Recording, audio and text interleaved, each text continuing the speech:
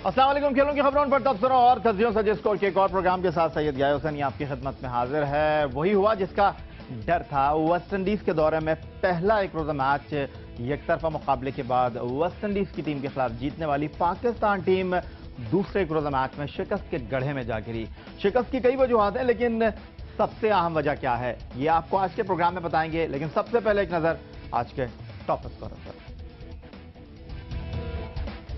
West Indies के खिलाफ दूसरा वनडे, मिसबाह की कप्तानी पर उठे कई सवालात।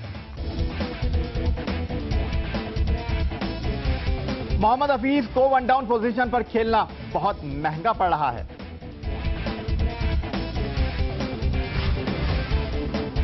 फास्ट बॉलर जुनैद खान को आखिर किस पादाश की सजा मिल रही है।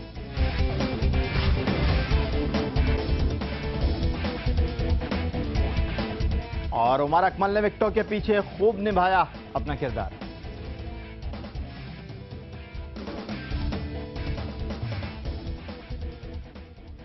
प्रोग्राम की शुरुआत में बात करेंगे प्रोविडेंस स्टेडियम गयाना, जहां पाकिस्तान और वेस्ट इंडीज की टीमें दूसरे एक रोजा मैच में मद्दे मुकाबिल थीं। इस मैच में कई ऐसी चीजें थीं जिसने कप्तान की सलाहियतों पर सवालात उठाए।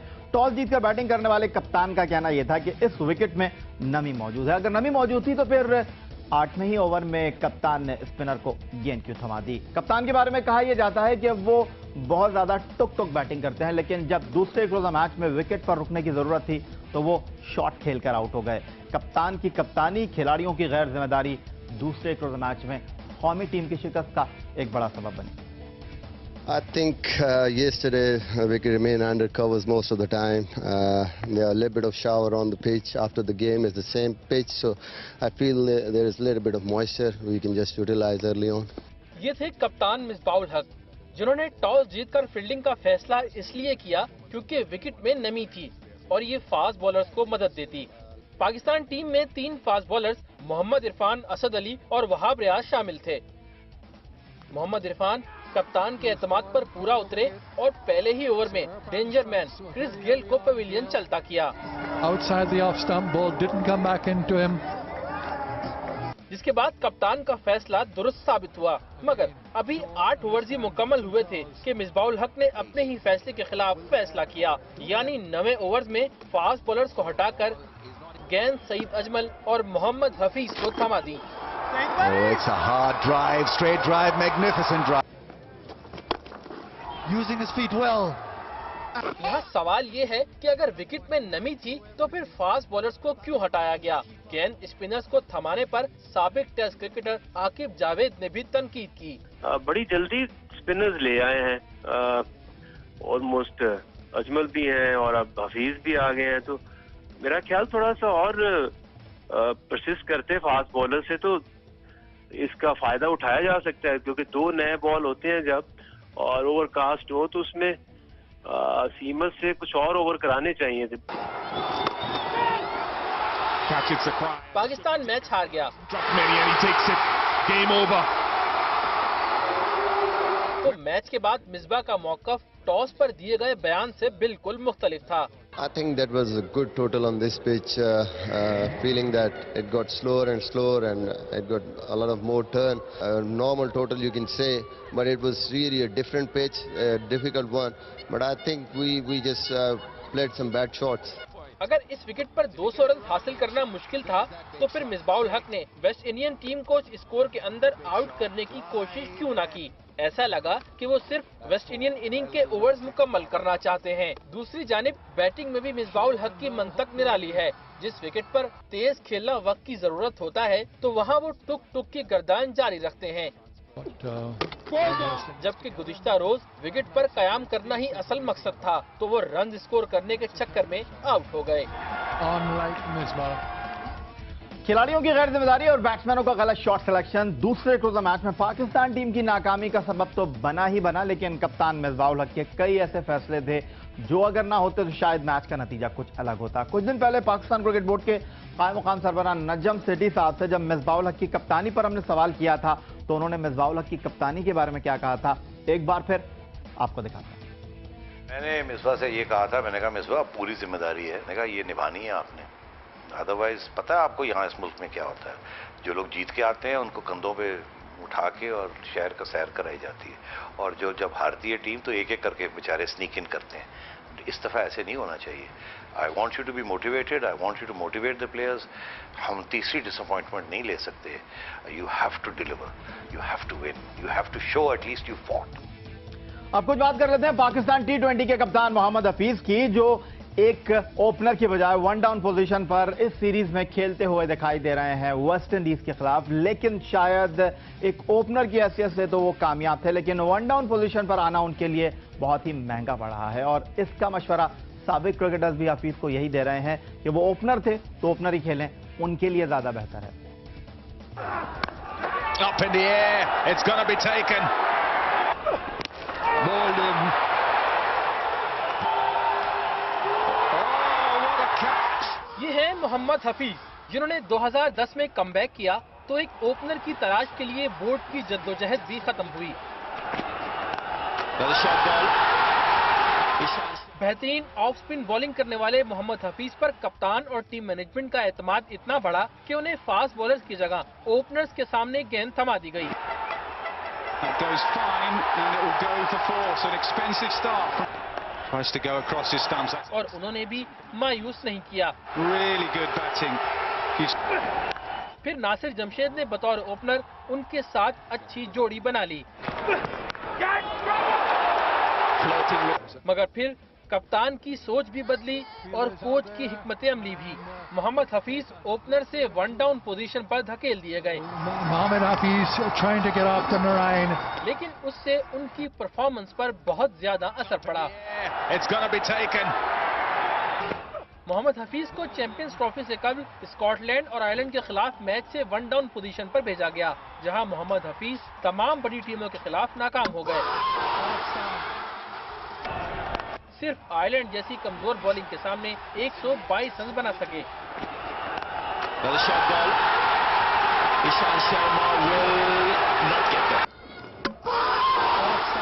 जबकि चैंपियंस ट्रॉफी और दौरे वेस्ट इंडीज के खिलाफ पहले मैच में तो वो डबल फिगर में भी दाखिल न हो सके।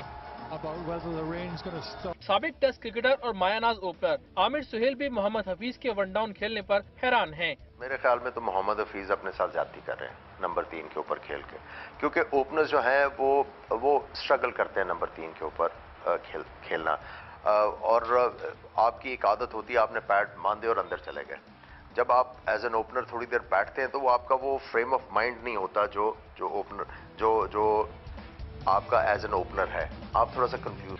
पाकिस्तान और वेस्ट इंडीज के दरमियान 2 मैचों के बाद 5 एक रोजा मैचों की सीरीज 1-1 से बराबर है। सीरीज का तीसरा मैच जो भी टीम जीतेगी वो सीरीज में अपने आप को आगे आने वाले मैचों के हवाले से बरतरी दिलाने के लिए हिकमत अमली वज़ा करने में अहम साबित होगी।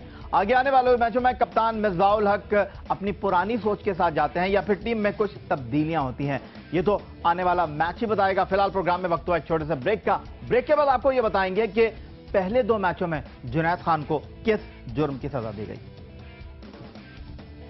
Bowled him. Lovely in dipper from Junaid Khan. He gets the batsman. He gets the big one. Boundary. Oh, wow, wow, wow, wow. Junaid Khan, absolutely fantastic. Yuvraj Singh, another one bites the dust.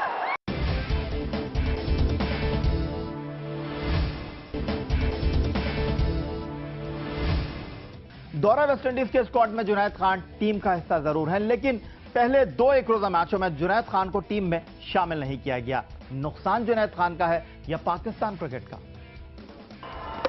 Bowled him. Lovely in dipper from Junaid Khan. He gets the batsman. He gets the big one. Boundary. Oh, wow, wow, wow, wow. Junaid Khan, absolutely fantastic. Yuvraj Singh, another one bites the dust. कहते हैं कभी के दिन बड़े कभी की रातें। अगर मौजूदा कौमी टीम के फास्ट बॉलर जुनैद खान की इस तनाजुर में बात की जाए तो किसी तौर गलत ना होगा। 2011 में बाएं हाथ के तेज बॉलर ने वेस्ट इंडीज की सरजमीन से ही अपने वनडे करियर की शुरुआत की थी। वहां 5 वनडे के दौरान उसे 3 विकेटें ही मिल सकी थीं। जुनैद खान के करियर में 2012-13 का दौरा भारत अहम साबित हुआ, जहां 3 मैचों के दौरान तेज बॉलर ने 27 ओवर्स में 99 रन के बदले 8 विकेटें हासिल की। And he knocks him over. What a beauty. He's looking perplexed. लेकिन हैरानकुन तौर पर दराज कद मोहम्मद इरफान के जोड़ीदार बॉलर को वेस्ट इंडीज के मुकाबले पर पहले 2 वनडे की फाइनल लाइनअप में शामिल करने की जहमत ही गवारा नहीं की गई। कहानी आखिर है क्या? जुनैद खान की स्क्वाड में होते हुए फाइनल लाइनअप में जगह न बनाने की कहानी क्या है? तो इसका जवाब है टीम मैनेजमेंट को शायद अब नौजवान फास्ट बॉलर पर वो एतमाद नहीं रहा जो कुछ अरसे पहले था, और इसकी अहम वजह चैंपियंस ट्रॉफी के 3 मैचों में जुनैद खान की 19.4 ओवर्स में 102 रन के बदले सिर्फ 1 विकेट का हुसूल था। जुनैद खान सीरीज के बाकी मैचों में टीम का हिस्सा होंगे या नहीं, इस बारे में तो कप्तान ही ज्यादा बेहतर बता सकते हैं, लेकिन साबिक test fast bowler Aqib Javed इस तमाम सूरत-ए-हाल को तशवीशनाक करार देते हैं। देखिए, वो आपका एक मैच विनिंग बॉलर है और मैं कह रहा हूं कि वो नए बॉल से बहुत इफेक्टिव बॉलर है, और उसके बारे में अगर ऐसा ये सोच रहे हैं तो बहुत गलत है, क्योंकि वो जिस तरह से, मैं तो उसकी एबिलिटीज को बहुत हाई रेट करता हूं, और इरफान और वो दोनों तो आपको बॉलर ऐसे मिले हैं कि आप साउथ अफ्रीका में या इंडिया में भी उनको जो लिटा के आए और जितना इन्होंने अच्छी नए बॉल से बॉलिंग की, तो पाकिस्तान क्रिकेट टीम को एक अच्छे विकेट कीपर की जरूरत है। दौरा वेस्ट इंडीज में मोहम्मद रिजवान वनडे टीम के साथ जरूर है, लेकिन विकेटों के पीछे बहैसियत विकेट कीपर एहसन अंदाज में पहले 2 एक रोजा मैचों में विकेट कीपर की जिम्मेदारियां उमर अकमल ने एहसन अंदाज में निभाई हैं। दूसरे एक रोजा मैच में उमर अकमल ने 2 कैच किए, 1 स्टंप किया और 2 रन आउट किए, और बल्लेबाजी में भी उन्होंने खूब किरदार अदा किया। 46 गेंदों पर 5 चौकों और 1 छक्के के साथ उन्होंने करियर की 17वीं निफ सेंचुरी स्कोर की 50 रन की शक्ल में। उमर अकमल दौरा वेस्ट इंडीज पर जाने से पहले हमारे शो में आए और उन्होंने दौरा वेस्ट इंडीज पर जाने के हवाले से क्या कहा, टीम से ड्रॉप होने पर उनका क्या मौक़िफ़ था, एक बार फिर आपको उनकी गुफ्तगू की कुछ झलकियां दिखाते हैं।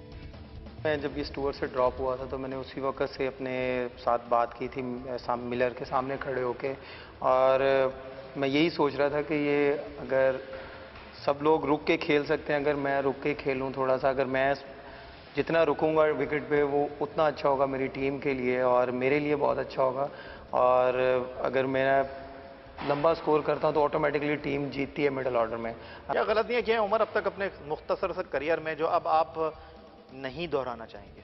बिल्कुल, मैंने गलतियाँ यही की हैं कि मैं बहुत जल्दी कर जाता था, क्योंकि जब मेरी बारी आती थी, नो डाउट आप क्रिकेट को इतना फॉलो करते हैं, आपको भी पता है जब मेरी बारी आती है उस वक्त या तो हमारे 40 पे 4 आउट लगे होते थे, वो एक मेरे पे प्रेशर होता था, टीम को भी निकालना मैंने।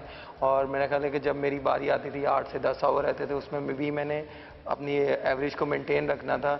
और आजकल की जो क्रिकेट आपको पता है इतनी फास्ट है कि मैक्सिमम 8-9 की एवरेज होती है जब मैं बैटिंग के लिए जाता हूँ, तो मेरा ख्याल है कि मैं उसको पूरा करने की कोशिश में मैं आउट होता हूँ, लेकिन इंशाल्लाह वो मैंने अपना वर्कआउट कर रहा हूँ अपनी बैटिंग पे, और इंशाल्लाह वो क्लीन हिटिंग करने की मैं पूरी कोशिश करूँ। उमर अकमल बता रहे थे कि क्या गलतियां उन्होंने की हैं और किन गलतियों पर काबू पाने के लिए वो काम कर रहे हैं। और विकेट कीपर की हैसियत से प्रोविडेंस स्टेडियम गयाना के दूसरे एक रोजा मैचों में उमर अकमल बहुत ही शानदार दिखाई दिए। 2 कैच लिए, 2 रन आउट किए और 1 स्टंप किया उन्होंने विकेटों के पीछे शाहिद आफरीदी की गेंद पर खिलाड़ी को। उनकी विकेट कीपिंग की कुछ झलकियां।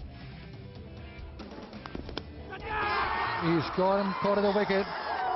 So Irfan strikes very early on. Gale.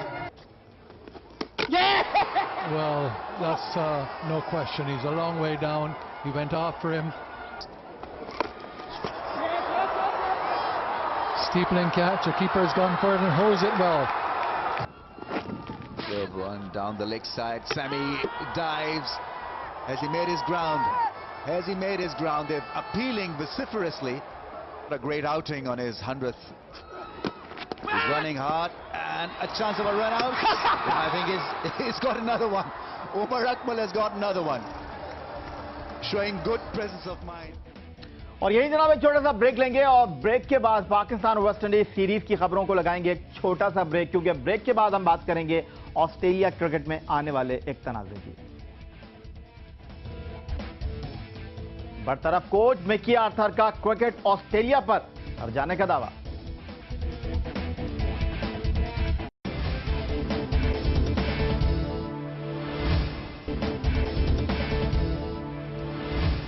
लोग बात करते हैं कि सिर्फ पाकिस्तान क्रिकेट में ही लड़ाई झगड़े होते हैं, खिलाड़ी कोच से नाराज हो जाते हैं, कोच खिलाड़ियों पर बरस पड़ते हैं, लेकिन सिर्फ पाकिस्तान क्रिकेट में ऐसा नहीं होता, ऐसी कई मिसालें दूसरी क्रिकेट में भी मौजूद हैं। और इसकी एक बड़ी मिसाल उभर कर सामने आई है क्रिकेट ऑस्ट्रेलिया में, जब कोच मिकी आर्थर को एशेज सीरीज से पहले हटाकर डैरन लीमन की खिदमत हासिल की गई और कोच मिकी आर्थर ने पहले टेस्ट में ऑस्ट्रेलिया की नाकामी के बाद टीम के साथ किसी हमदर्दी का इजहार तो नहीं किया, लेकिन उन्होंने क्रिकेट ऑस्ट्रेलिया पर एक लंबे हरजाने का नोटिस जरूर ठोक दिया। बरतरफ किए जाने वाले ऑस्ट्रेलियावी कोच मिकी आर्थर ने क्रिकेट ऑस्ट्रेलिया के खिलाफ $3.6 मिलियन का हरजाना दायर किया है। गुज़िश्ता रोज एक ऑस्ट्रेलियावी न्यूज चैनल मिकी आर्थर की जानिब से हरजाने के दावे के कानूनी कागजात मंजर आम पर ले आया, जिसमें उन्होंने दावा किया है कि Michael Clarke all rounder Shane Watson के खिलाफ थे और उन्होंने इसे क्रिकेट ऑस्ट्रेलिया के लिए कैंसर करार दिया। जबकि उन्होंने इल्जाम लगाया कि टीम के साथ काम करते हुए इन्हें नस्ली तासुब का सामना भी करना पड़ा। मिकी आर्थर की ऑस्ट्रेलियावी टीम के साथ सालाना आमदनी $4 लाख थी, जबकि इन्हें बोनस की मद में $2 लाख भी मिल जाते थे। क्रिकेट ऑस्ट्रेलिया से इनका मुआहिदा वर्ल्ड कप 2015 तक था, लेकिन सीए ने इन्हें एशेज सीरीज से कबल ही फारिग कर दिया। अब वो चाहते हैं कि इन्हें 3 साल का मुआवजा दिया जाए, जिसके लिए उन्होंने हरजाने का दावा दायर किया है। पाकिस्तान टीम के मौजूदा कोच डेव वॉटमोर है, लेकिन माजी में पाकिस्तान क्रिकेट बोर्ड ने मिकी आर्थर की खिदमात भी हासिल करने की कोशिश की थी। चलो अच्छा ही हुआ, मिकी आर्थर अगर क्रिकेट पाकिस्तान के साथ होते तो शायद वो हटाए जाने पर क्रिकेट ऑस्ट्रेलिया की तरफ पाकिस्तान क्रिकेट बोर्ड पर भी हरजाने का दावा दायर कर सकते थे। खैर, इस पर आने वाले प्रोग्रामों में जरूर बात करेंगे और आने वाले प्रोग्रामों में पाकिस्तान के कौमी खेल हॉकी पर भी जरूर नजर रखेंगे। लेकिन फिलहाल आज के प्रोग्राम में इतना ही। सैयद याहुसानी को स्कोर की पूरी टीम के साथ इस दुआ के साथ इजाजत दीजिए कि पाकिस्तान में खेल और खिलाड़ी आगे बढ़ते रहें। एक बार फिर बहुत जल्द आपसे होगी मुलाकात, तब तक के लिए अल्लाह हाफिज।